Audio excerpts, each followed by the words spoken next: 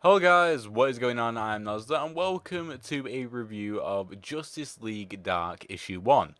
Now, this is first impressions, meaning specifically that I have no idea about some of the characters that are in this issue. I have zero knowledge on Zatanna.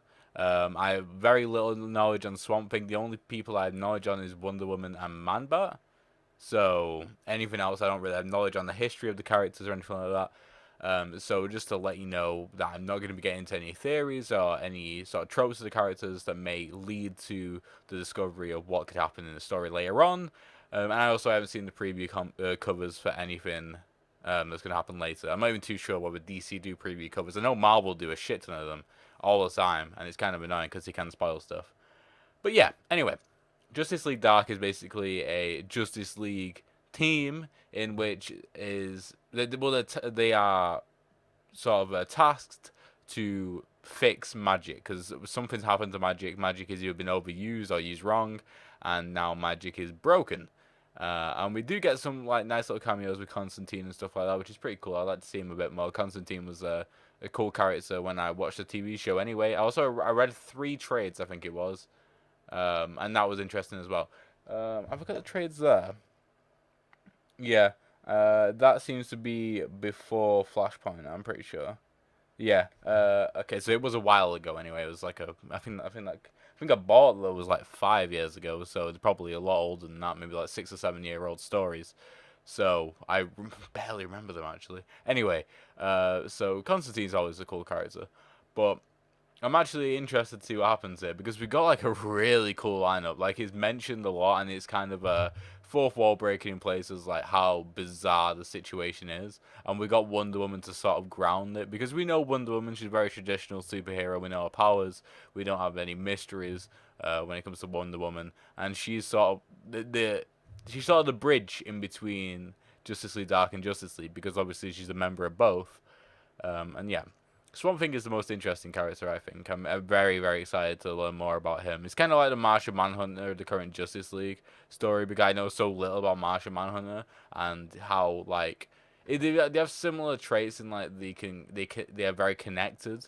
Martian Manhunter is very connected to people, while Swamp Thing is very connected to the Earth, and obviously that is one of the main reasons why he has become this sort of like hero. He used to be an anti-hero, and he started off as a villain because he was so full of hatred and stuff like that. But now he's like his reason is always to protect the Earth. So there isn't really many dimensions to the character. So it'd be cool if we could explore some more about Swamp Thing in this, but we'll probably have to have a standalone series in order to explore more about Swamp Thing. But yeah, because it's a magic story and because it's based around magic and um, it's going to be exciting to see what cool art they could do. I mean, the art wasn't too great in this, to be honest. It wasn't too interesting. The tree sort of vision that Zatanna had with her father, that was a bit interesting. That they sort of gave the artist right to do what he want in terms of like actually like let go and be creative.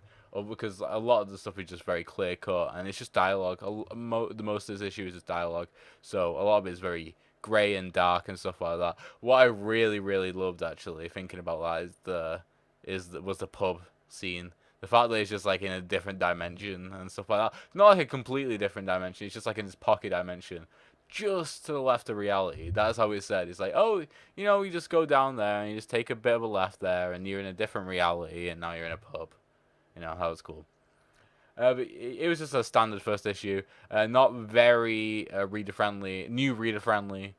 So if you don't know much about the characters, then maybe wait until there's a trade, and then you'll be able to get some more information and read it in bulk.